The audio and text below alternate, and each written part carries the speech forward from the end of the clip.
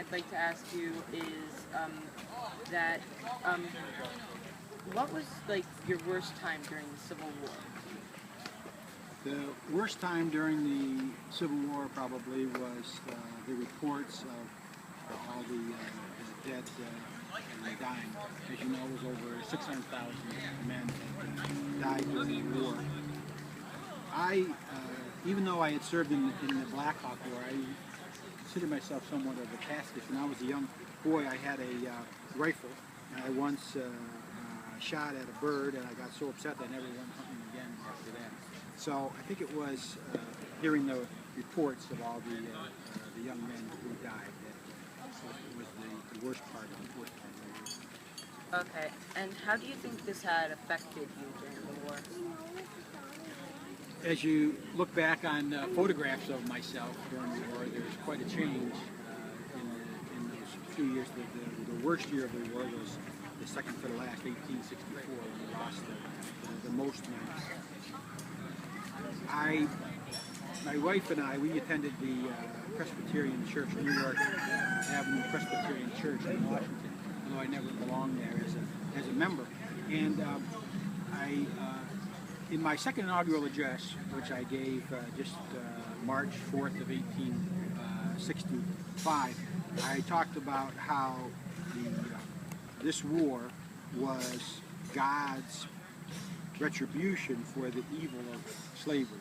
So I think what I had to do towards the end of the war, when so many men were dying, was to put my belief that there was a living God whose hand was in the events, and therefore otherwise it would have to have been on my shoulders, and I couldn't have possibly fared it.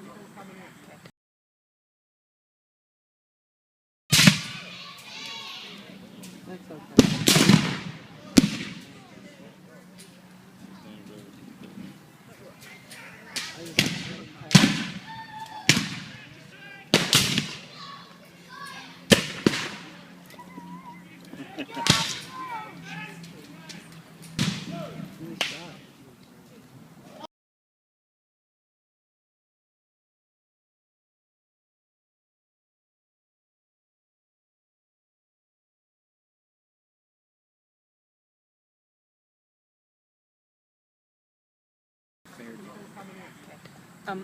And what would you say was the part of the war that was better?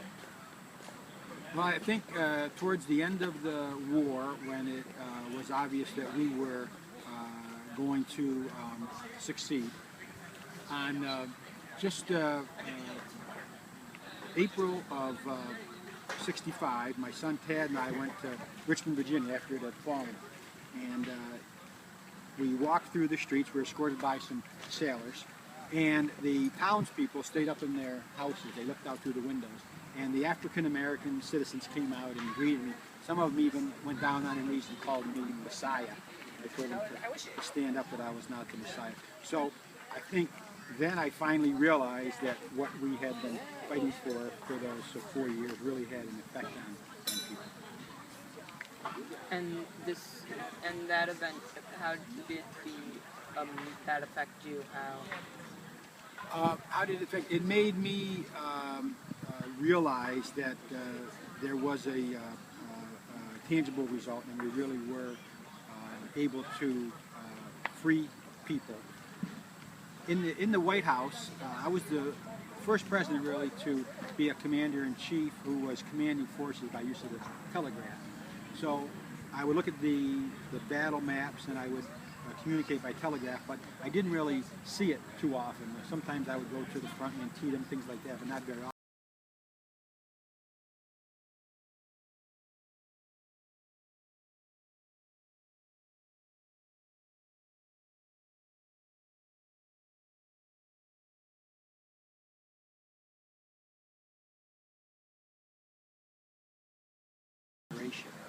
Of leaders.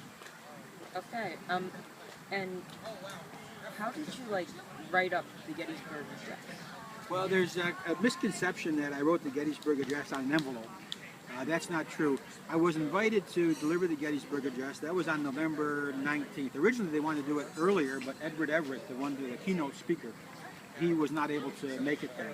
So they had to push it back to November 19th. And as an afterthought, I, as the chief executive, was invited to make a few appropriate remarks. That was on November 2nd. So I only had 17 days to prepare the address, but maybe you've heard my hat referred to as my filing cabinet. I had, up in my filing cabinet, I had several pieces of paper with some ideas written down for the address. And when I gave the address, I had three things I wanted to, I had kept in mind, and I had thought long and hard about the address. The first idea was that it was our grandfathers, our fathers and our grandfathers, the founding fathers who had forged this great republic. Now, it was our job to preserve what they had created. Secondly, the idea was that I asked myself, what does it mean to dedicate? What are we dedicating, or rather, whom is being dedicated?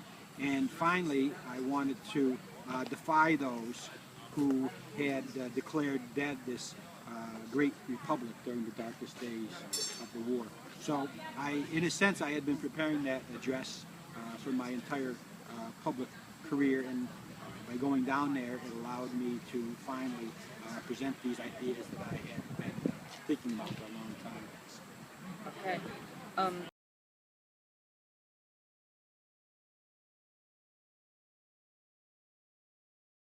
When we were talking before, you said that Mary Todd was like upper class than you. What did you mean by that? Well, as you know, I was born in a log cabin, and I went to school by littles, little here and little there. All told, my formal schooling amounted to only 1 year. The rest of my education I got through books. So I worked hard. I got an education through my own hard work. I went off to New Salem, set out on my own. I had a variety of jobs: a store clerk, a mill hand, a postmaster, a surveyor, and finally I was elected to the legislature, became a lawyer, and studied for the law. And through hard work, I worked so hard that my friends were worried about me because they thought I'd gotten lazy because I wasn't doing any work with my hands. I was sitting around reading. So they thought I'd gotten lazy. I worked hard, and then I met Mary Todd, and she was a woman of came from a important family. She knew she'd been raised in an elegant home.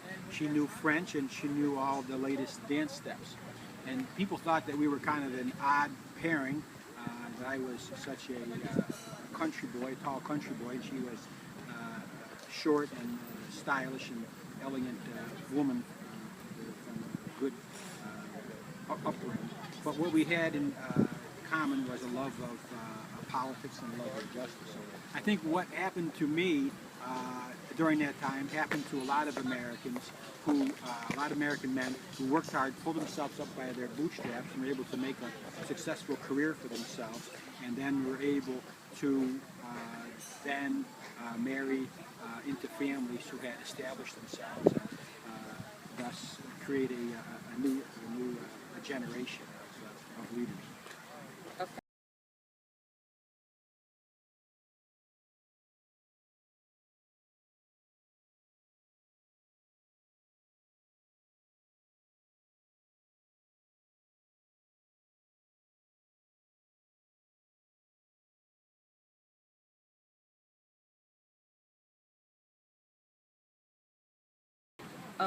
Finally, I know that you had, I'm pretty sure it was 5 sons, right? 4 sons. 4. And I know that only one of your sons had succeeded you. How did the others die? I had 4 sons. Robert, he was born in 1843. Then Edward, he was born in 1846. He died when he was not quite 4 years old. He died of consumption, which you would call tuberculosis now. Then we had Willie, and then we had Tad. And the one that Willie, he actually died in 1862. He died of smallpox.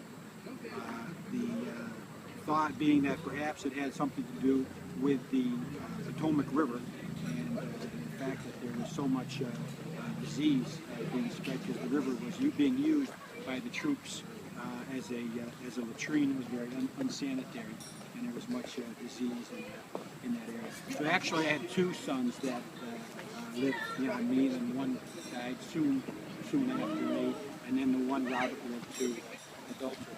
There are now no longer any of my descendants. The last one died several years ago.